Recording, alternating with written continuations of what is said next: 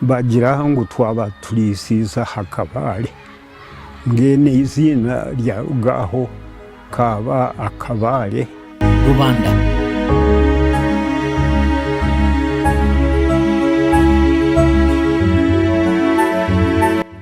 Before churches crowned these hills, before cathedral bells echoed across the valleys, before priests, sisters, and catechists spread the gospel, Kigezi was already a land of remarkable beauty, a land of courageous people, a land shaped by rich traditions and deep respect for family, community, and God. Yet one question remained. How did this remote corner of southwestern Uganda become one of the strongest Catholic communities in the country?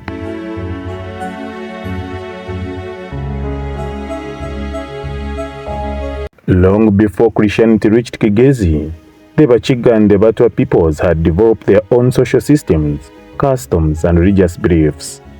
Life revolved around family, clan, and respect for elders. People believed in a supreme creator, while also recognizing the importance of ancestral spirits. Sacred places, rituals, and community traditions shaped everyday life. Although the gospel had not yet arrived, the people already possessed values that would later help them embrace Christianity, hospitality, discipline, respect for authority, and strong family bonds. During the 19th century, the Catholic Church looked toward Africa with renewed missionary zeal. Among the religious communities answering that call were the missionaries of Africa, popularly known as the White Fathers, founded by Charles Lavigeli in 1868. Their mission was simple but demanding: to proclaim the gospel, to educate, heal, and live among the people. Unlike many missionaries of the time, the White Fathers learned local languages, respected African cultures, and trained local catechists to become the first evangelizers. Abgatata kuba mushomesa kandi ubwo tunaba sacerdote b'abajungu bari kurambura emyanya yo kuramizamo itari yemwe nemwe. Nanye nkatunga umugisha abafatha abo b'abajungu kubabere bijo owitu okushomesa abakristo abo kutaha aha mwanya ogwo abafatha babere ni bataho nabo kandi nshira kubayamba aho no banshabire bamburize ngo gitani no kunda kuzo mu seminariyo naje ntubuzima ninchikunda munonga bwanyuma babuza tata na wikiriza nacho bena unaona tungire chance yo kuzo mu seminariyo. Reaching Kigezi was never easy. The region was isolated. Roads hardly existed. The terrain was mountainous. Travel often meant walking for days through forests, valleys, and steep hills. Yet the missionaries persevered. Step by step, village by village, they carried the gospel into one of Uganda's most rugged regions. One place would become the heart of Catholicism in Kigezi, Rushoroza. Its central location made it ideal for missionary work.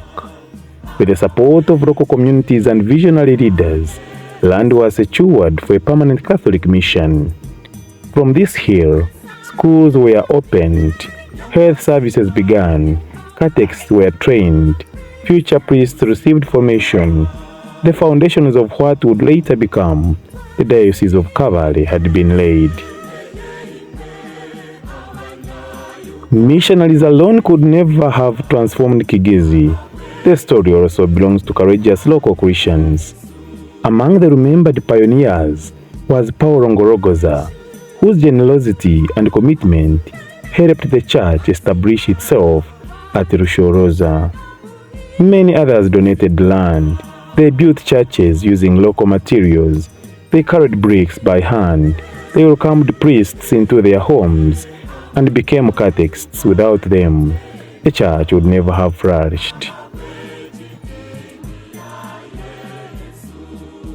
Local catechists became respected leaders. The church became deeply rooted in the everyday life. Soon, one mission station could no longer meet the growing needs to the faithful.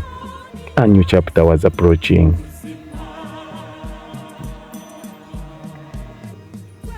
For many years, Kigezi formed part of larger Catholic jurisdictions, eventually becoming part of the Diocese of Mbarara after the reorganization of the former Apostolic Vicariate of Rwenzori. As the Catholic population continued to grow, it became increasingly clear that Kigezi needed its own bishop, its own diocesan administration, its own pastoral leadership, and the dream of a diocese was becoming a reality. The seeds planted by missionaries, watered by catechists, protected by families, and strengthened by countless faithful believers had grown into a flourishing church. On 17th April 1966, history would change forever. The Diocese of Kabale would be born. But how exactly did this happen? Who made the decision? Who became the first shepherd of the new diocese? Those answers await us in episode 2, the birth of the diocese and how Kabale became a diocese in 1966. I am Davis Omjisha.